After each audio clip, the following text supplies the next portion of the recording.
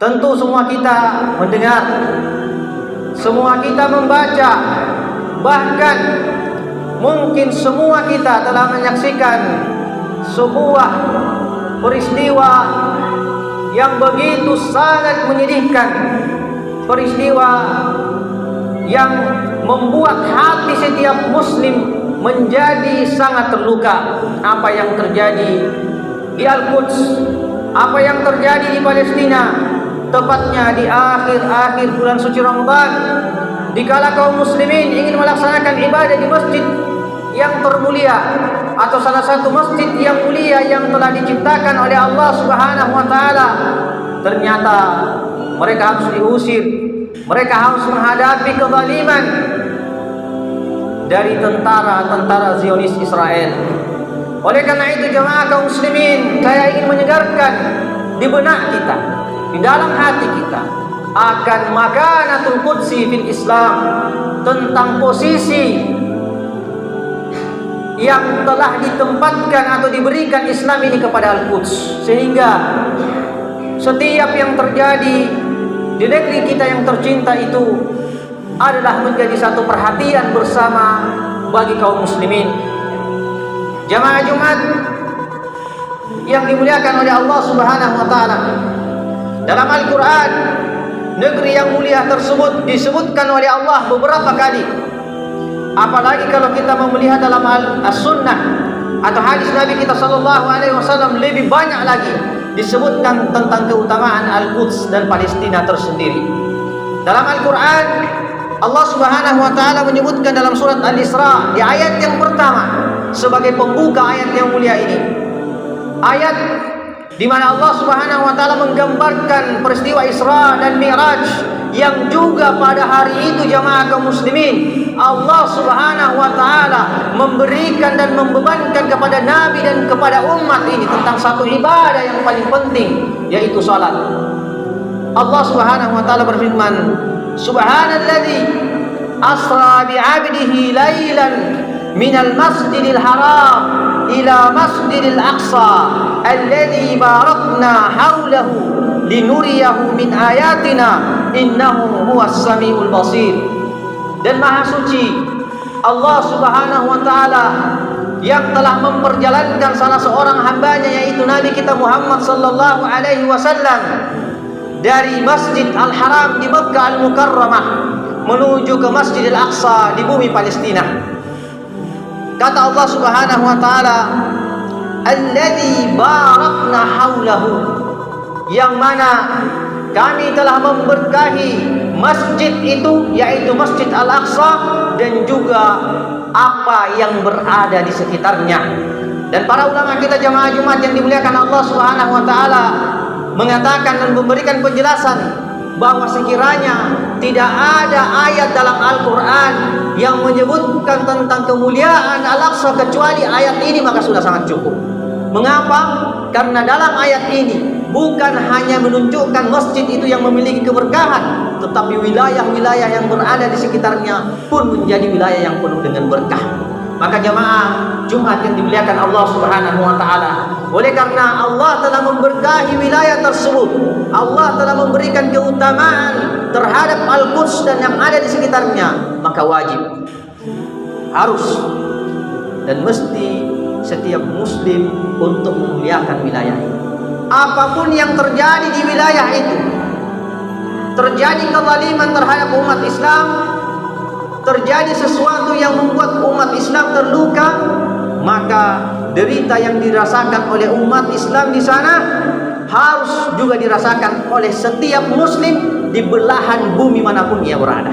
Karena kalau tidak, maka salah satu ciri-ciri keimanan dalam hatinya itu telah terlepas. Salah satu ciri keimanan kita kepada Allah Subhanahu wa taala adalah kecintaan kita kepada kaum muslimin, kecintaan kita kepada saudara-saudara kita yang lainnya. Bukankah Nabi sallallahu alaihi wasallam telah memberikan gambaran kepada kita jamaah sekalian dan memberikan perumpamaan bagaimana seorang muslim dengan muslim yang lainnya. Nabi mengatakan al-muslim kal jasadil wahid, idza ishtaka minhu adun tada'a lahu sa'irul jasadi bisahri wal humma. jika seorang muslim itu terluka, Nabi SAW menggambarkan seperti satu tulu yang jika satu bagian dari tubuh tersebut terluka, maka mestinya bagian tubuh yang lainnya pun merasakan luka itu atau sakit. Itulah perumpamaan yang digambarkan oleh Nabi SAW kepada kita jemaah kaum muslimin tentang bagaimana seharusnya seorang muslim membangun persaudaraan dan ukhuwah sesama mereka. Apatah lagi Allah Subhanahu wa taala mengatakan dalam surat Al-Hujurat, "Innamal mu'minuna ikhwah," bahwa sesungguhnya setiap muslim itu adalah bersaudara, dan persaudaraan antara satu muslim dengan muslim yang lainnya lebih erat, lebih kuat daripada hanya sekedar persaudaraan karena kita lahir dari satu ibu dan satu bapak. Lebih erat dan lebih kuat jemaah kaum muslimin daripada hanya persaudaraan karena tali ikatan persaudaraan. Mengapa? Karena persaudaraan dalam Islam diikat dengan ikatan yang lebih kuat, yaitu tauhid dan akidah kita kepada Allah Subhanahu wa taala. Jemaah Jumat yang dirahmati oleh Allah Subhanahu wa taala, di depan mata kita berbagai masalah dihadapi oleh saudara kita. Per hari ini, per Jumat ini, per pagi ini atau per malam tadi, serangan terus digencarkan ke beberapa titik di wilayah Al-Quds. Berapa banyak saudara kita yang meregang nyawa, anak-anak terbunuh tanpa dosa, orang-orang tua pun ikut merasakan kesulitan hidup yang luar biasa akibat serangan ini. Tentu ini adalah satu keprihatinan bagi kita semuanya. Oleh karena itu, kita yang berada di wilayah yang jauh bukan berarti kita tidak bisa melakukan apa-apa. Banyak jamaah kaum muslimin yang bisa kita lakukan, dan di antara yang paling penting yang bisa kita sumbangkan untuk Al-Quds tercinta yang merupakan kiblat pertama umat Islam, yang kata Nabi SAW, la yushaddur rihalu illa ila masajidis salata. Tidak boleh seorang muslim melakukan safar ke masjid-masjid kecuali 3. Tidak boleh seorang muslim mengeluarkan uang, mengeluarkan tenaga, lalu kemudian berziarah ke masjid-masjid tertentu kecuali 3 masjid. Yang kata Nabi, yang pertama Masjidi hada, yaitu Masjid Nabawi. Yang kedua adalah Masjid Al-Haram di Makkah, dan yang ketiga yang kata Nabi SAW, jika sekiranya kita mampu untuk berziarah ke masjid tersebut, maka berziarahlah, yaitu Masjid Al-Aqsa. Oleh karena itu jemaah kaum muslimin, mari kita banyak berdoa, karena hanya ini yang bisa kita lakukan untuk saat sekarang ini. Kita tidak banyak bisa melakukan apa-apa, jarak kita jauh untuk memberikan bantuan fisik. Oleh karena itu, diantara yang paling penting yang kata Nabi SAW, ad-du'a'u silahul muslim. Doa adalah senjata pamungkas setiap muslim. Lebih berharga, lebih kuat dari hanya sekedar roket-roket yang melayang di beberapa hari ini. Lebih kuat daripada meriam-meriam yang dilemparkan beberapa hari ini. Oleh karena itu jamaah kaum muslimin yang dimuliakan Allah Subhanahu wa taala, mari banyak berdoa.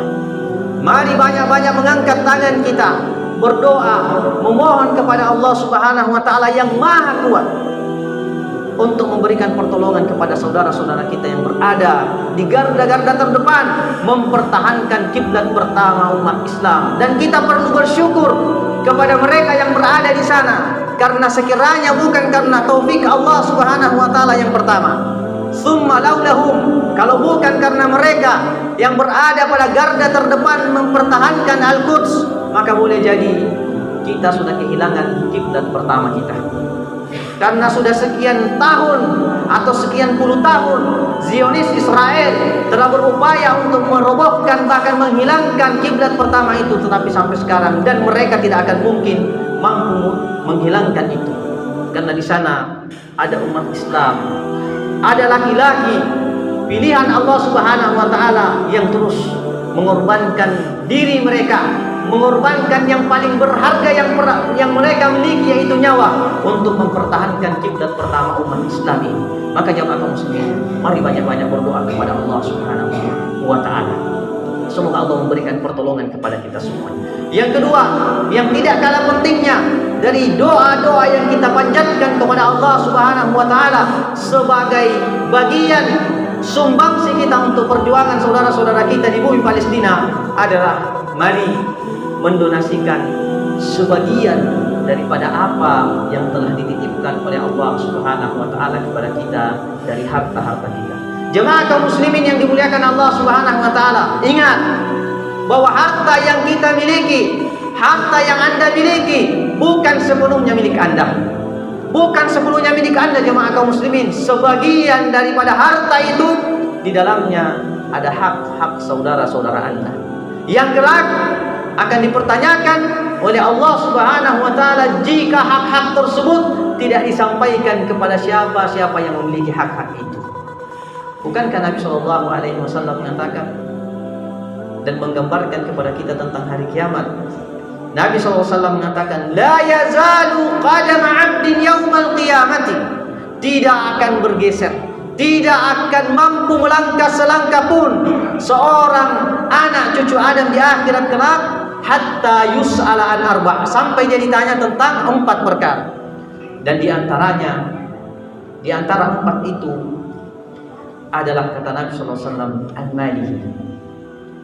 malihi, tentang hartanya, min aina tasabahu, dari mana dia dapatkan harta itu, wa fi ma anfaq, dan di mana dia keluarkan dan diinfakkan.